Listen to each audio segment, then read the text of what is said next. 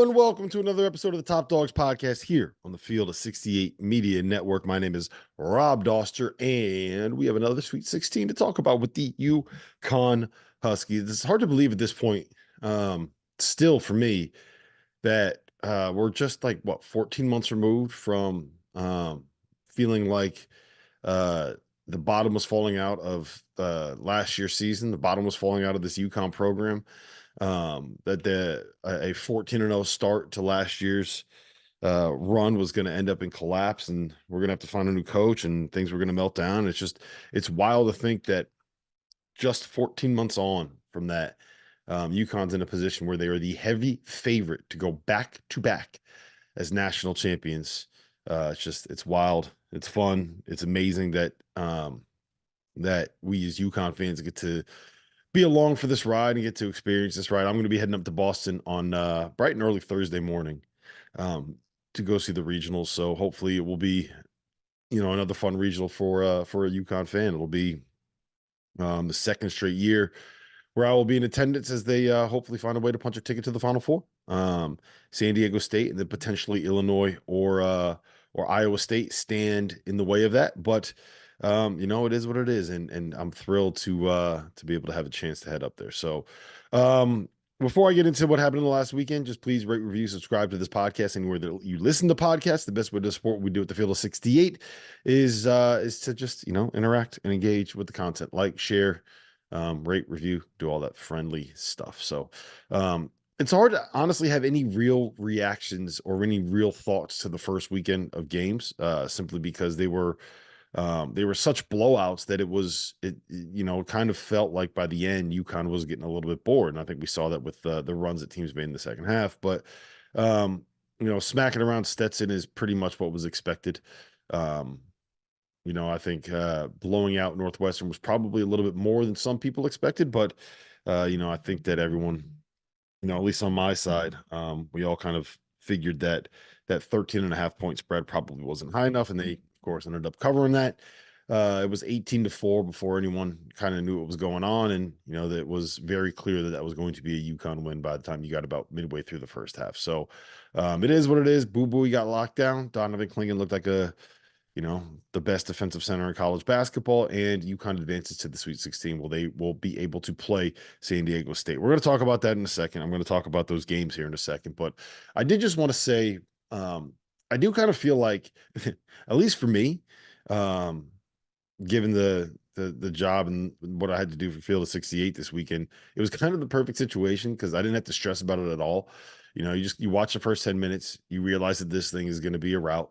And then you're able to kind of focus on all the other things going on. There were 4 games going on at the same time on Friday when UConn played, and there were 3 games going on at the same time on Sunday when UConn played. And I was able to kind of, focus my attention on some of the other stuff, as opposed to having to sweat out and stress out a UConn win. That's 8 straight games. That was a double-digit win in the NCAA tournament, one away from a record, and we will see if that ends up happening on Saturday. But yeah, it was a blowout UConn win. We didn't have to stress about it. We could enjoy the tournament. We could enjoy the weekend. I could enjoy Las Vegas. And at the same time, the way that those games ended, especially Northwestern, gave Hurley a chance to be able to have something that he could say to his team to get them fired up and riled up and find a way to kind of create a little bit of angst. Maybe angst is the wrong word, but create a little bit of an avenue for motivation to criticize his guys. And, I think to put it succinctly, some of those late comebacks give Dan a chance to rip them a new asshole in practice over the course of these 4 days before they head up to Boston.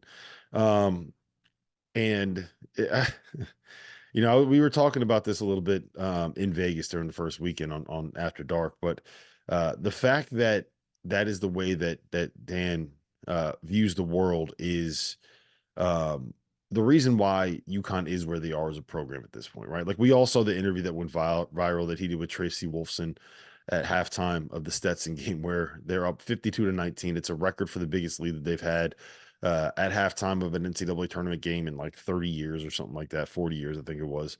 And he is like, I'm not happy because we gave up a couple of points at the end. Like that that perfectionism, that that attention to detail, the way that there is a standard and an expectation at UConn that is never adjusted and never dropped and um, never viewed as anything less than the gold standard to that you have to live up to. Like that is why UConn is where they are right now.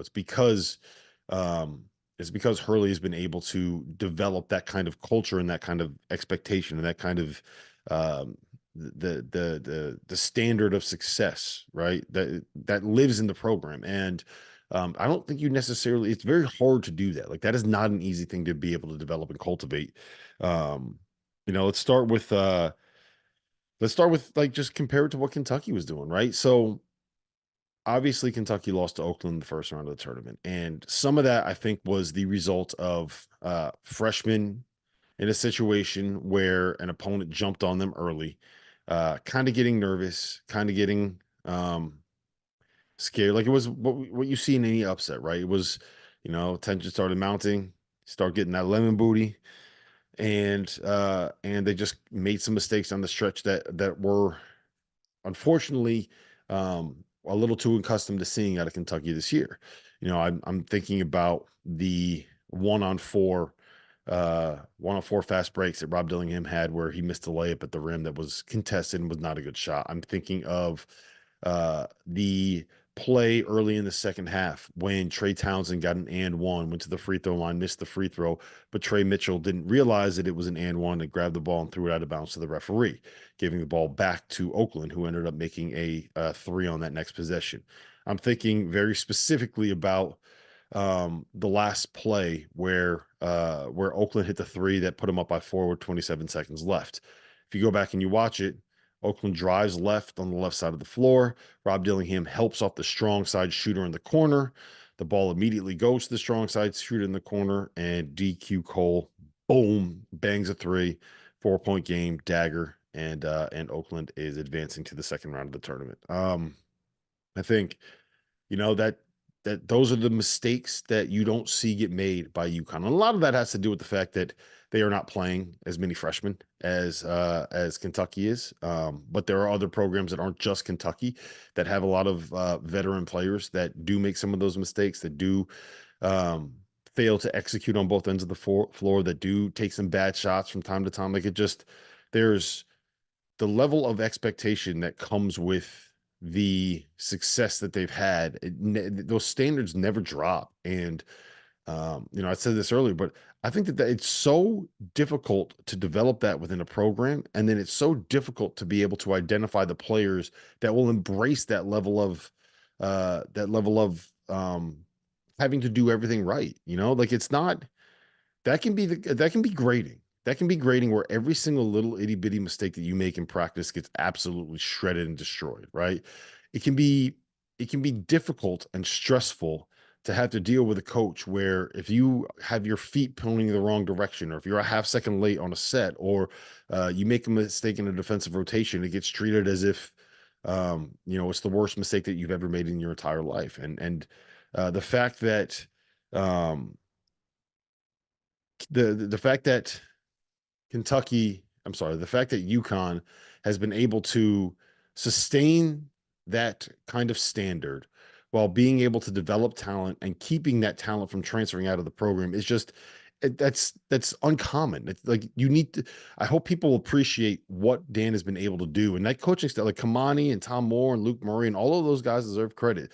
The athletic, everybody within that program deserves credit for being able to maintain those standards and keep people from leaving the program. Like it's I talk about it a lot when it comes to a guy like a Frank Martin or a guy like a Bob Huggins. And I think that even someone like it's a different era, so complimenting him is a little bit can be somewhat problematic in 2024. But like it's the same thing with Bob Knight, where um from the outward expectation and the pressure that Dan can put on these guys, and what you're seeing it from Tom Izzo falls into this conversation as well. What you're seeing from the exterior, right, and the way that those those conversations work in practices, and what you see in practices and what you see on the bench and what you see the coach player interaction in the public, during games, during practices, when it's go time, when they're on,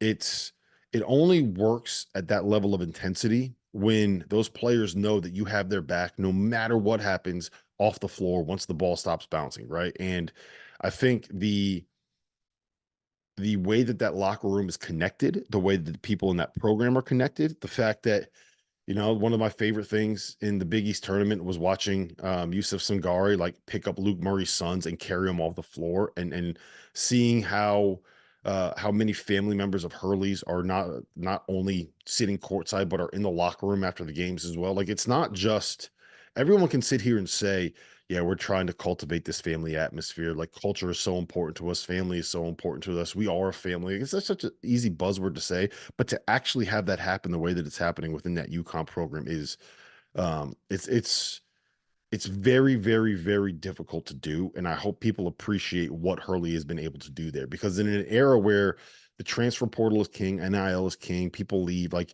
a lottery pick came back to school to come play again, right? Like Tristan Newton could be making NBA dollars right now. I don't know if he would have been a draft pick last year. I don't know if he would have just been a G League guy, if he would have been a two-way guy, but he would be making NBA dollars at some level, or professional money some level. And he decided to come back to school, right?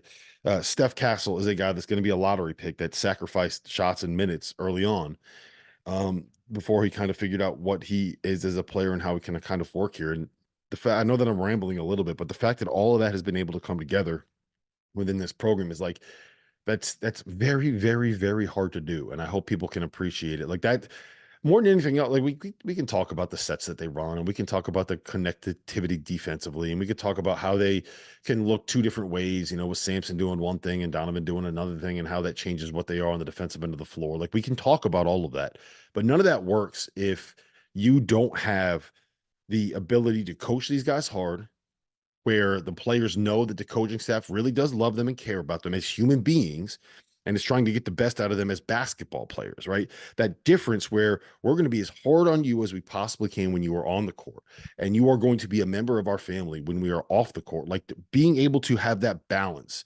is not an easy thing to do. And UConn has done it as well as just about anybody in college basketball now. And it's why they have the success. It's why the coaching works. It's why the player development works. It's why it all works. And it's very, very cool to see. And I think that is why UConn is where they are right now, because of the way that interview went with Tracy Wolfson. So I just threw a lot at you there, and I wasn't even planning on talking about this much on the pod, but it's I don't know, kind of get on the rant on these things sometimes. So there is nothing better in sports than tournament time, which is why I need to tell you guys about our partners over at Rhythm. If you're into sports betting, you need Rhythm, the place for data-backed props and picks. For those that are unfamiliar, Rhythm, spelled RITHMM, is the go-to mobile app for player props and game picks. Backed by AI predictive models, Rhythm helps you make smarter and faster betting decisions across all sports, but particularly college basketball. With Rhythm, you get data-backed picks for every single Division I game, every single day. Users get free picks daily with the ability to upgrade to unlimited access. If you want to increase your edge and win more bets, go to the link in the description and download Rhythm today. That's RITHMM, the place for data-backed props and picks. And while we're here, let me tell you about our newest partner for the month of March, Splash Sports, the home of certified community competition, where you get to play against your friends and not the house. Whatever game it is that you are playing, from survivors to tiers to pick X, the safest way to play for real money without the hassle of having to track down deposits or worry about payments is through Splash. They have partnered with PaySafe, the best deposit and payment system in the world, to ensure that money stays in safe hands and is delivered to the right places. To join the Field of 68 Survivor Madness, click the link in our profile below and join in. Entries are $5 a pop with a prize pool of up to $4,500. Winner take all. Join Splash and come prove that you're smarter than us.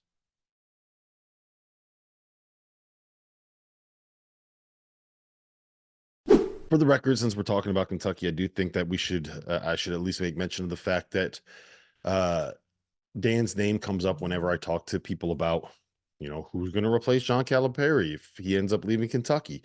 So a couple things on that. One, I don't necessarily expect the Kentucky job to come open in this cycle.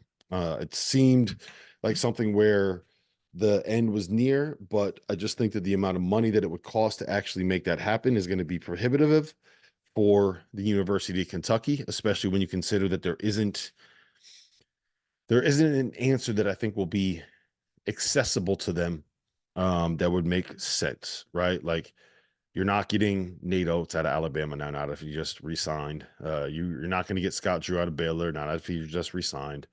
Both of them signed an extension because of the opening at Louisville and Michigan.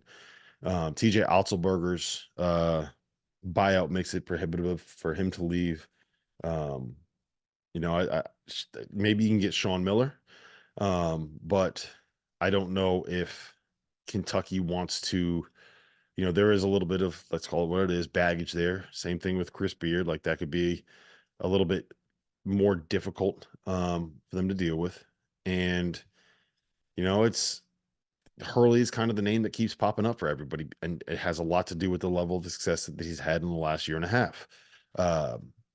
If Kentucky does open, which I do not expect it to at this point, I think, well, I don't want to say I do not expect. I think it's much more likely that it does not open than it does open at this point.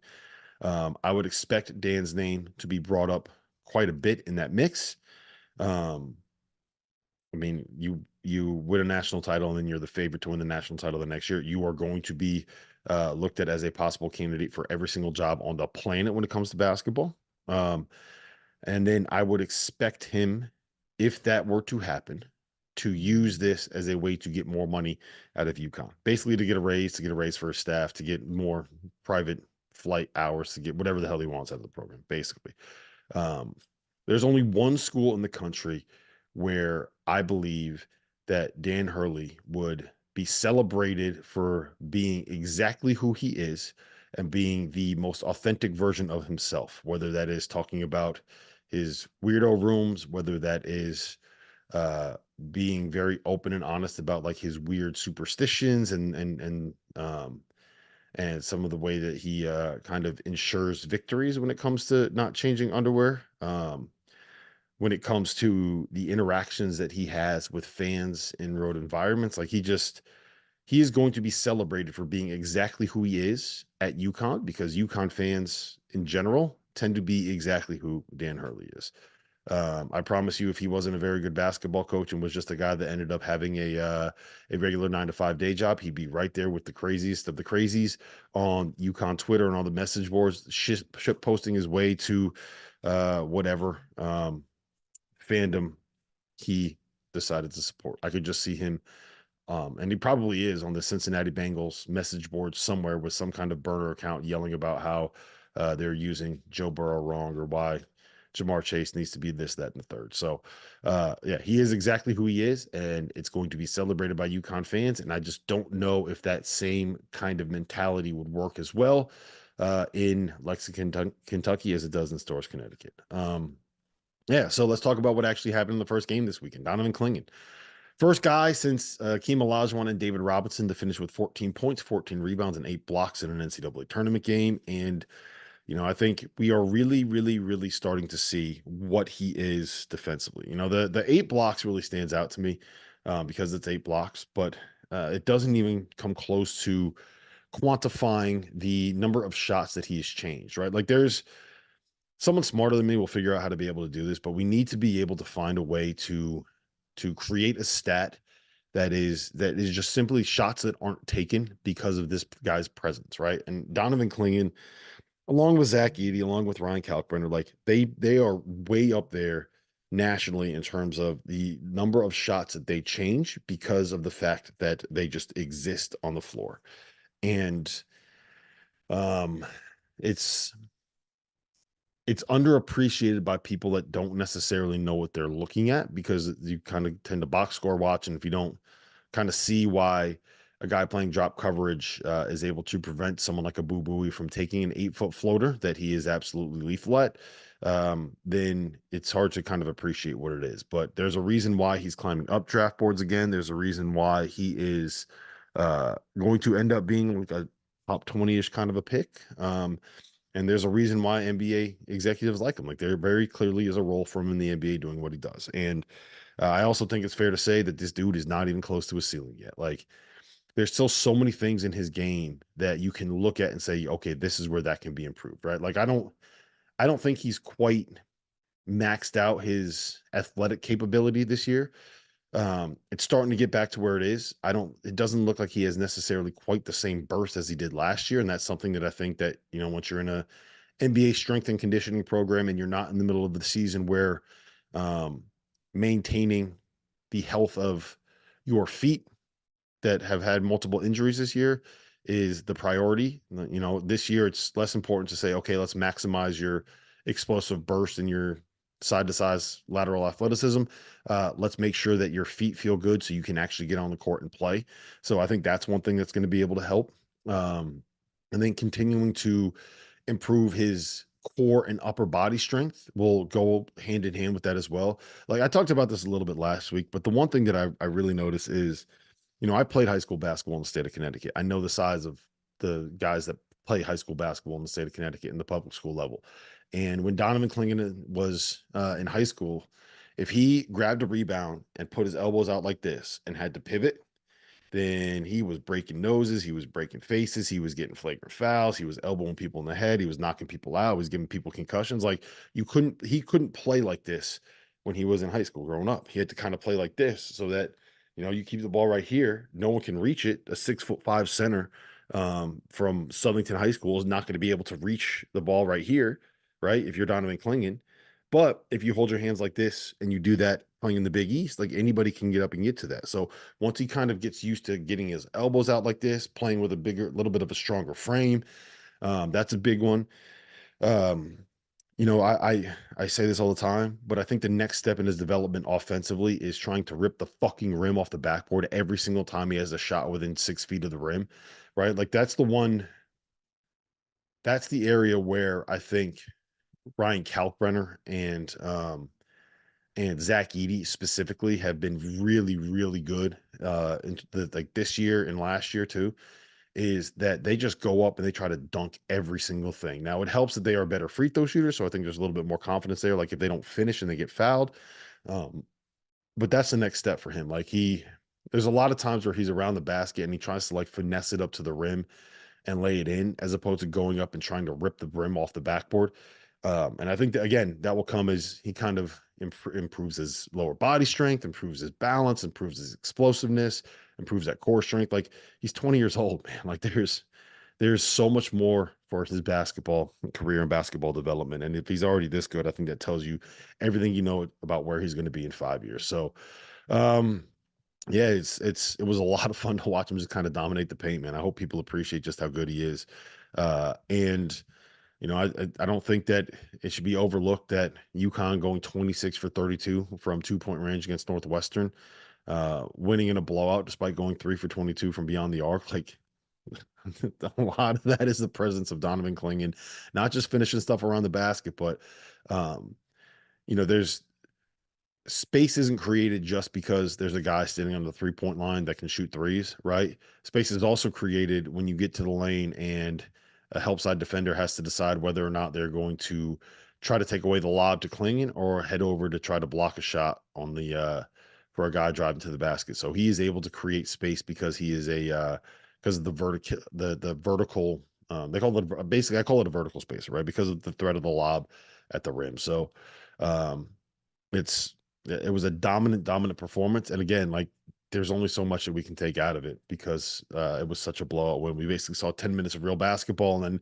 30 minutes of UConn trying to kill the clock, which is, it is what it is. By now, you guys have surely heard about Autograph, an app founded by Tom Brady with the intention of disrupting the way that fans consume content covering their favorite teams. This is how the app works. All of the podcasters, bloggers, and digital creators covering a team have their content sent to that team's page in the Autograph app. Instead of having to bounce from site to site or trying to navigate the safer workspaces on Twitter, you can just scroll through Autograph. This isn't a hard sell. This is the truth. I am a UConn fan, and I use the Autograph app to keep up with the writers I read and the pods that I listen to about UConn basketball. The best part is that every piece of content that you consume gives you reward points. The more you get, the more chances you have at things like discounted tickets to games and the grand prize, a trip to the LA Regional and a spot in a suite for the Sweet 16 and Elite Eight games. Here's the best part. We've partnered with Autograph to donate $1 to the V Foundation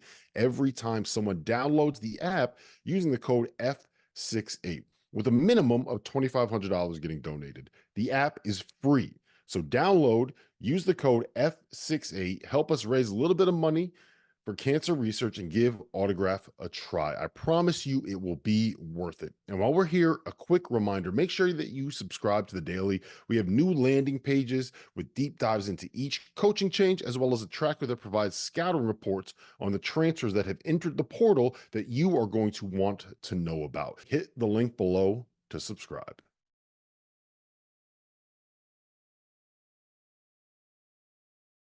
In terms of the matchup with those San Antonio State Aztecs, I will have a longer podcast on this coming tomorrow. A buddy of mine named JD Pollock used to be an assistant on that staff. He was with them when they made it to the national title game last year.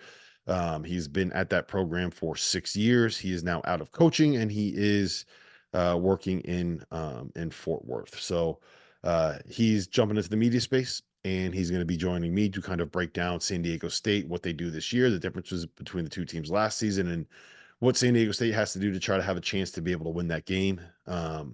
So we'll definitely go more into it then, but I do just want to say, like, I think that this is a tougher matchup than people are recognizing right now because of some of the offensive limitations that exist with San Diego State.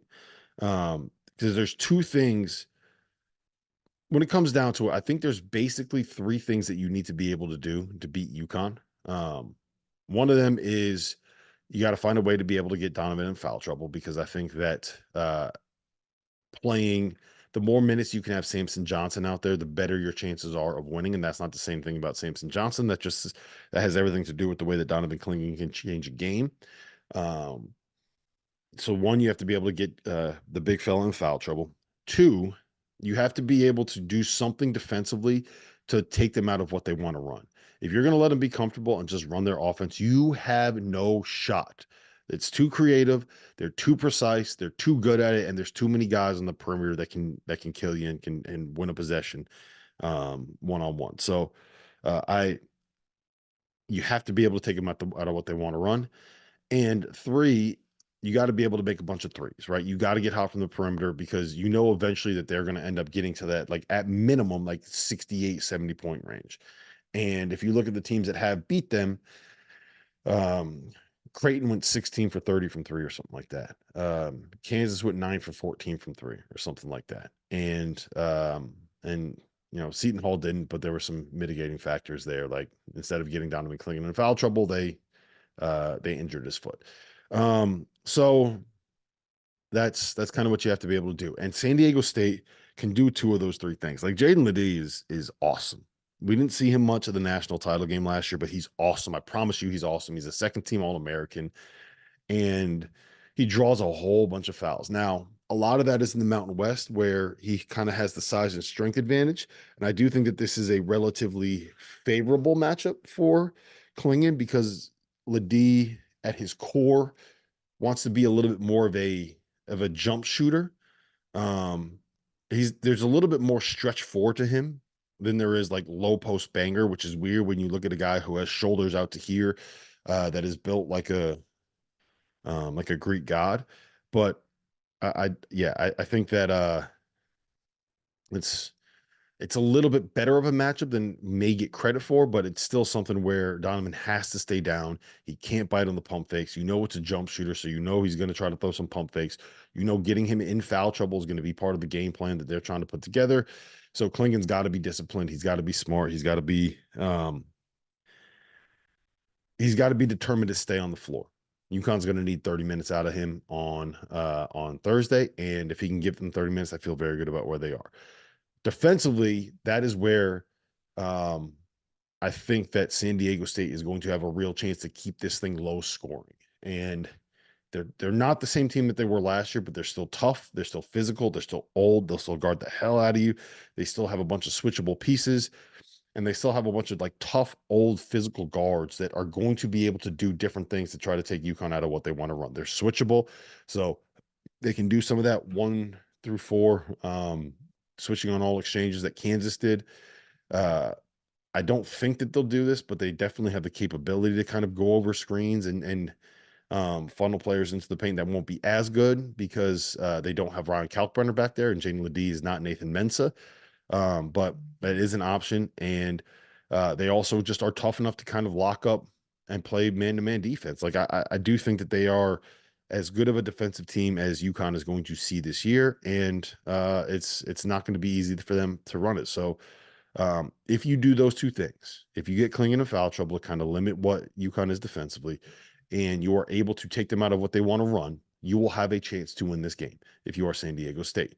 I don't know if it'll be a great chance, but it'll be one where you might get some open threes. And if you knock down like 7 of 14 or something like that, which is the big ask for a team that struggled offensively, it's doable.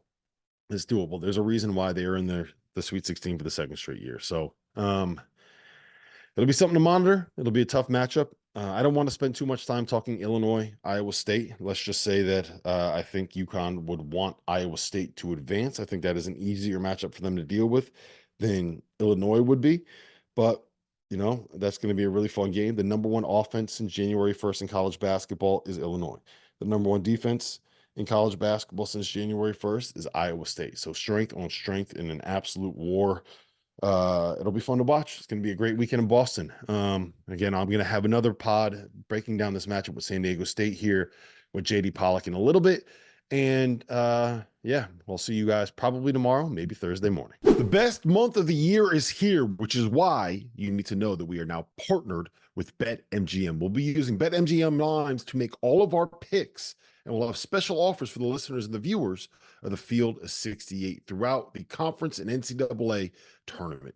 If you haven't signed up for BetMGM yet, you can use the bonus code FIELD150 and you'll get $150 in free bets on your first wager with BetMGM, regardless of whether or not that bet hits. Here's how you make it work. Download the BetMGM app and sign up using the bonus code FIELD150. Deposit at least $5 and place your first wager on any game, and you get $150 in free bets regardless of the outcome. Just make sure you use that bonus code FIELD150 when you sign up. And most importantly, we have some fun stuff coming up for the conference tournaments and for the NCAA tournament. Bet insurance tokens, college hoops odds boosts, and what I love the most, a nice little parlay boost, as well as a ridiculous array of prop bets for anything that you could possibly imagine betting on in March and in early April. BetMGM is the king of the prop bet. So go download the BetMGM app, use Field150 as the code, and sign up today. And while I've got you here, a quick request. The best way to support the Field of 68 content that you get here for absolutely free is to engage with it. Rate and review the podcast. Like and share YouTube videos. Tell your friends about us. It all helps in a world where the algorithm is king. And now, back to our show.